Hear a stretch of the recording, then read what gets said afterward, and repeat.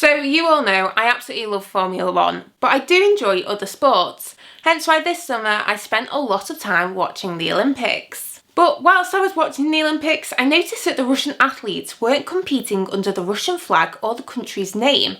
Instead, they were classified as ROC and competed as neutral athletes. Now, many of you will know that the World Anti-Doping Agency banned Russia from competing in international sport for 4 years, after it was found that they were tampering with anti-doping data submitted as part of the investigation into a state-sponsored drugs programme. But this got me thinking, because Formula 1 is an international sporting event, yet it hosts a Russian Grand Prix every year and 2 athletes from Russia compete in Formula 1. So why is F1 supposedly exempt from these rules? Well, it all comes down to another ruling from the Court of Arbitration for Sport, who upheld the World Anti-Doping Agency's comments. However, they reduced Russia's ban in sport by 2 years. So whilst athletes are now able to compete in sporting events, they must do so under a neutral flag, and they also can't represent the country of Russia.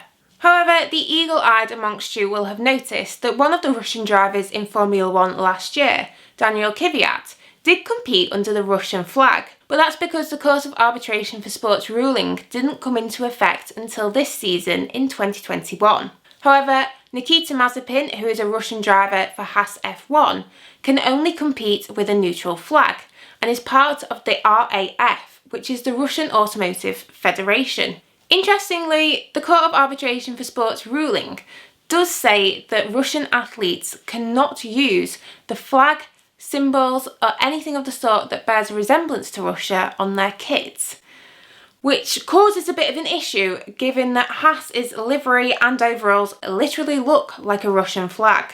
However, there is an exemption because the rules state that you can use the colours of the flag, hence why Haas's livery and overalls don't break any rules.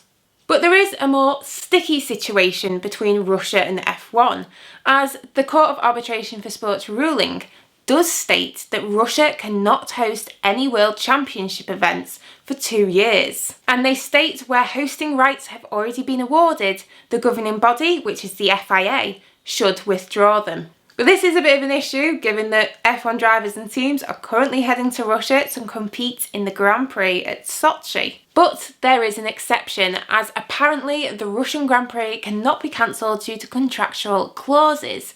Therefore, it does not come under the Court of Arbitration for Sport's ruling.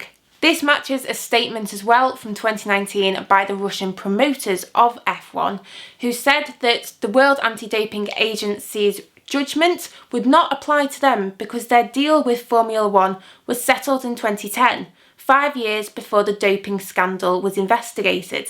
And the Russian promoters also pointed out that their deal with F1 runs until 2025. And it doesn't seem like Russia is going anywhere, given that they've just announced that they're moving home from Sochi to St. Petersburg in 2023. I think this is quite an interesting story because people often say that sports and politics do not mix. Christian Horner, the Red Bull team principal, even said it himself. But in this case, there is a clear crossover between the two. Similarly, countries such as Saudi Arabia, Azerbaijan and China wouldn't race in F1 if there wasn't any political motivations behind it. It's a fascinating debate and I'd be interested to hear your thoughts in the comments down below. If you've enjoyed this video as well, please make sure to give it a big thumbs up and subscribe for more content in the future. I've also launched a membership which you can join below and get some exclusive perks to this channel. Until next time, bye!